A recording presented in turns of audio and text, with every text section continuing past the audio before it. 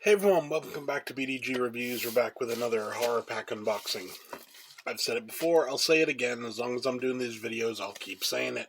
If you don't know, Horrorpack's a monthly subscription service. You pay like 25 bucks. You get 4 Blu-rays, 4 DVDs, depending on what you like. I go with Blu-rays, because they're Blu-rays.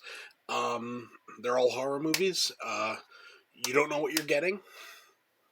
Also included every month is one Horrorpack limited edition, which honestly usually pays for the set itself, even if you think of everything else just as special features. Let's see if I can do something about that glare. That's a little yeah.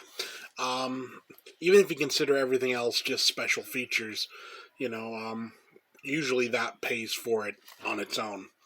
They also put out a bunch of hints on Twitter and Instagram. I got those written down here.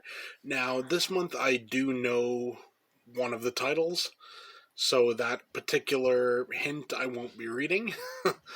um, so yeah, I'll just, it gives you a chance to guess what you're getting. Also, this isn't a sponsored video. I pay for these out of my own pocket, so I let you know good, bad, or indifferent how I actually feel about them. Honestly, recently it's been pretty good, but there have been a couple of, like dead months. So, is what it is, right? So, let's get into it. First up, we should all know by now that getting away to a cabin is a bad idea. Okay, so obviously the first thought there goes to something like Cabin Fever or Cabin in the Woods. Those seem too easy. So I don't know, but we'll see. Next up, I bet you say that to all the potential cult members. Cult movies are always kind of fun. I don't know what it's gonna be, honestly. It could literally be just about anything. And last up, don't worry, Grandpa's got your back. I don't know. Uh, the only thing I can think of when you mention Grandpa is like a Texas Chainsaw Massacre movie, but I kind of doubt that. And the one that I already know, it's Don't You Hate It When Murder Doesn't Take. I know what movie that is, so I'm not going to bring it up now, but, so it is what it is. Let's get into this. As I always say, if you got the money to spend, it's a good way to pad out your collection. It's a good way to get movies that you wouldn't normally consider. And it's just a good way to get movies, let's be honest. So first up, we have, this is the one I knew about, and it is Crucible of Horror. This is a Scream Factory release, Scream Factory and MGM. Fall under the spell of a psychological thriller that, for tight, merciless tension, is uncommonly effective and engrossing. This horrifying film tells the story of Edith, a terrorized wife who, along with her daughter, plots to kill her husband, Walter, to end his abusive treatment of them.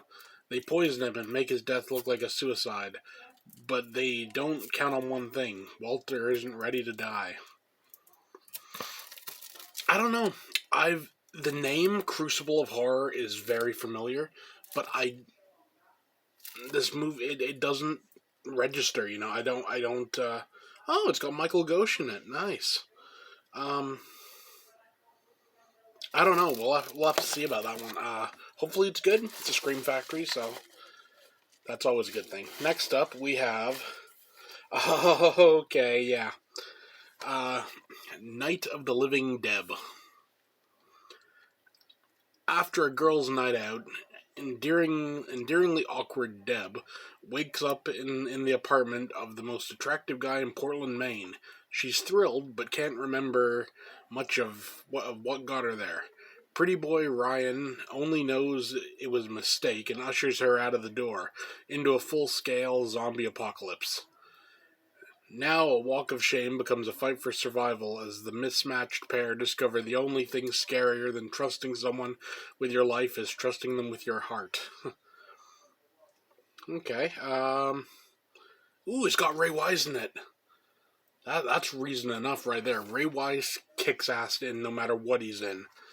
Um, yeah, this particular case is a little busted up, so Horrorpack, you're dropping the ball a bit.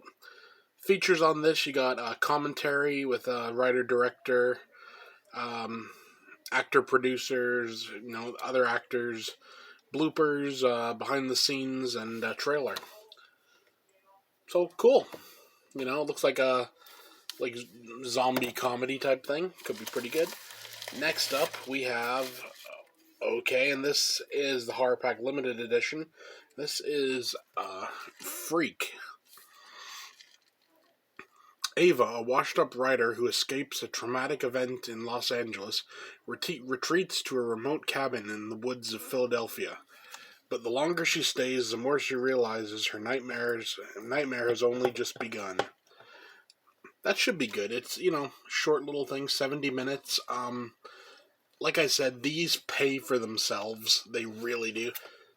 Oh, nice. And this is Horrorpack number 69. Nice. And last up, we have...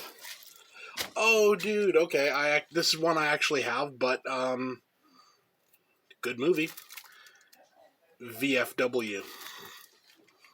The latest movie from the iconic Fangoria. A typical night out for a group of war veterans at the local VFW turns into an all-out battle for survival when a teenage girl runs into the bar with a bag of stolen drugs. Suddenly under attack by a gang of punk mutants looking to get back what's theirs at any cost, the vets use every weapon they can put together to protect the girl and their VFW in the biggest fight for their lives. And it has two filmmaker audio commentaries, making of VFW, meet the cast of VFW, and special makeup effects of VFW. So, yeah, really pretty solid month, honestly. Only one that I have. But so we got VFW. Man, that glare. We have Freak. We have Night of the Living Deb. And we have Crucible of Horror.